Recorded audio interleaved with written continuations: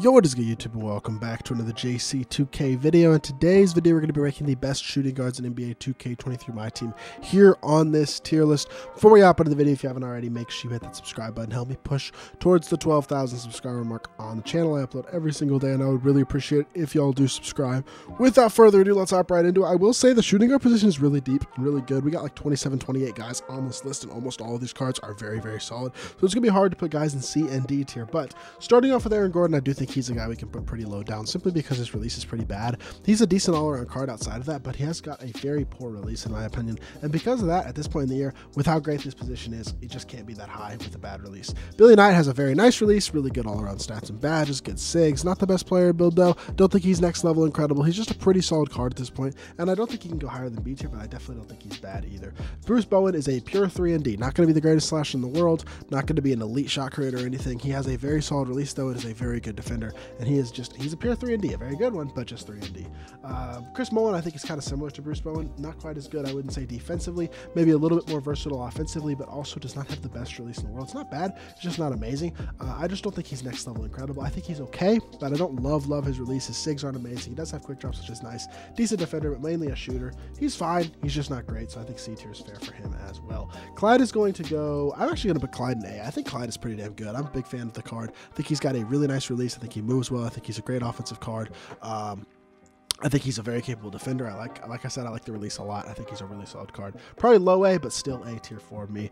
George Gervin, solid release, just a really solid all-around card. I wouldn't say he's like the best defender or the best shooter, or the best slasher, the best anything, but I think he's very capable in all those areas. Decent enough SIGs. Not the best card in the world, but definitely good enough to go in the B tier. Gordon Hayward's another pretty much pure shooter, kind of like Mullen. Better release than Mullen. Not an elite defender though. Not bad. Decent size. Pretty solid card, just not insane.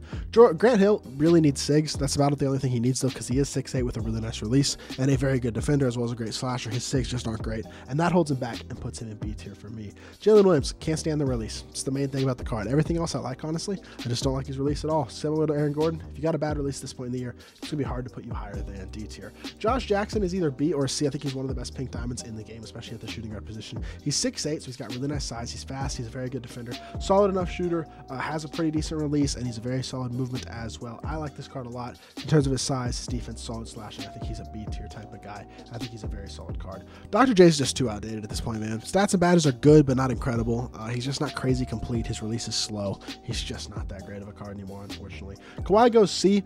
Another guy whose release I don't like, but he's a good enough defender and a good enough all-around card outside of the release that I do think he barely slides up out of the D tier. I don't think he's great by any means, but I just don't think he quite goes D. That might not be true, actually. I'm looking at the rest of the cards in this list. I think we got most of the really elite shooting guards coming up, and I'm looking at this list. There really aren't very many cards that I think are worse than Kawhi. I'm actually going to put Kawhi D tier, because I think we got 5 guys D tier, and I think Kawhi is one of them, unfortunately, because I really don't like the release at all. Again, KG's S tier, elite size, really good movement. He's big, he's fast, he's a great defender, he's a solid shot creator, has a really good release. I think he is an absolute monster, and I think he's a really, really good card in my team. Kobe goes on the exact same level as Billy Knight, which means he's a B tier guy. Decent release, pretty good release, not amazing SIGs, not bad, but just not amazing. Doesn't have incredible size. Good card, not insane. Luol Deng, he's 6'9", so he's got good size to shooting guard position. I know we have a lot of B tier guys, but I feel like that's where most of these guys slot in right now, is that B tier. I think he's very, very good shot creator, good 3 hunter. Not the best release in the world though. If he had a slightly more elite release, he'd be A tier, but for me, right now he goes B. Malik Sealy, despite not having the best release in the world, his release is good enough at 6'8" with him being an elite slasher and an incredible defender, where I do think he still cracks the A tier. Very solid card there for sure. Michael Redd is great offensively, but he's not incredible defensively, and he's only 6'6". Is he good enough to go A tier is the question. I don't think I could put Michael Redd A tier. As great as he is offensively, and I do really like his release. Derek Fisher base I don't love on Malik Sealy, but with Trey Upper I think it's really good. SIGs are really good. He's got quick drops. He's a really good offensive card who's an elite level shooter and a capable dunker who does have quick drops, like I said, but not the greatest defender. Yeah, another B tier guy. The guy I'm going to move up actually is Grant Hill, because I think the 3 and D at 6'8" is super, super nice. I really like him a lot because I like his release really well as well. I think he's an A tier guy. I'm moving Kobe down. I'm sorry, I'm moving Kobe down. I don't think he's that good. I really don't. I think he's better. I think Billy Knight's better. I think everybody in B tier is better. Mike Miller's another 6'8" guy who can defend, can shoot. Really, really good card, especially at those two things. It has the size as well. Love that card. Paul George, honestly, I do think is D tier as well, despite being 6'9". I just think you have to have a really good release at the shooting guard position, especially. And all 5 of these guys in the D tier, their biggest flaw is their release. And the 5 guys with the worst release is probably on this list, and for that reason, they're the 5 guys in D tier. It's that simple. Release is that important to me. Richard Jefferson is a high A tier card. He is really, really good. I think he's the best budget shooting guard in the game for his price. He's absolutely incredible. Really, really high on what RJ can do for you. He moves really well. He's got great slashing, a really good player, but a great release. I think he's one of the best budget cards in the game right now. Ricky Davis is yet another B tier guy. There's just so many B tier shooting guards. Ricky has great 3-hunting ability, very capable defender, very solid offensive. No, I lied. He's on the same level as Grant Hill. I think he's got to go A. Is he better than Mike Miller, though? Like Luol Deng would be A, but his release isn't that great. I don't think Gervin's quite A. I think Josh Jackson's good. I don't think he's insane. I think Michael Redd and Billy Knight, while being great offensively, are a bit undersized. Redd doesn't quite play enough defense. Ricky Davis, I'm taking him over the guys in B tier. I really do think I am. I think he goes A tier still because he's an elite level 3 hunter with an amazing release, good size, and capable defensive ability. Shane Battier, has really good shot creation ability for a 3-and-D guy because that's mainly what he is, but he's big with great defense and a really nice release, as well as some really good capable shot creating ability as well. And I think he's an A tier guy.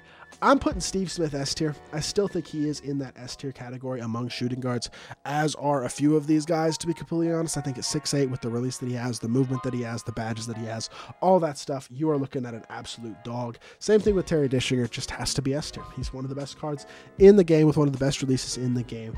But basically very, very similar to T-Mac. He's an incredible card, and y'all all know he's S tier. So is Tim Thomas, another S tier card. Both his regular version and his hero version are both S tier.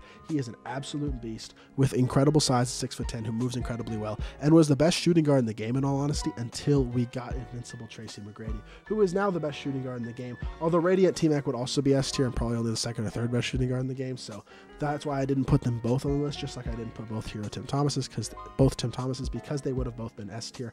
I think T-Mac and Tim, though, are the 2 best shooting guards in the game. Both incredible cards and very, very obvious S tiers. Vince Carter also has to go S tier for me. I think he's really, really good. I think he's on the level of a Steve Smith type of guy. I think they both either have to go S tier or both have to go A tier. And honestly, I'm going to give them that S tier nod because I really do think they're both incredibly elite cards. And then finally, the last player on this list is Big Z, who has the best size of anybody on this list at 7'3", which gives him incredible matchup versatility and makes him really, really hard to play against. With that being said, he is slow. His release, while very smooth, is not the fastest, and he's obviously not going to do much in terms of playmaking. It all depends on your playstyle. If you're a masher, if you need somebody to stop Taco and Yao and can't afford the expensive bigs, Big Z is an incredible option for you. I just don't think purely at the shooting guard position, he's quite on the level of these guys that I have in S tier right now. I don't know, just my opinion. He's a God Squad level card, no doubt, but I think he might be a little bit better at the small forward position, to be completely honest, and I'm going to put him very high A, in fact, the highest card in the A tier today. So that is going to do it for my shooting guards tier list. Let me know what y'all think of my list down in the comment section down below, who you think I maybe ranked too high or too low, or left off the list that you think does deserve a spot, and I will be back with more NBA 2K content very, very soon. I appreciate y'all. Peace.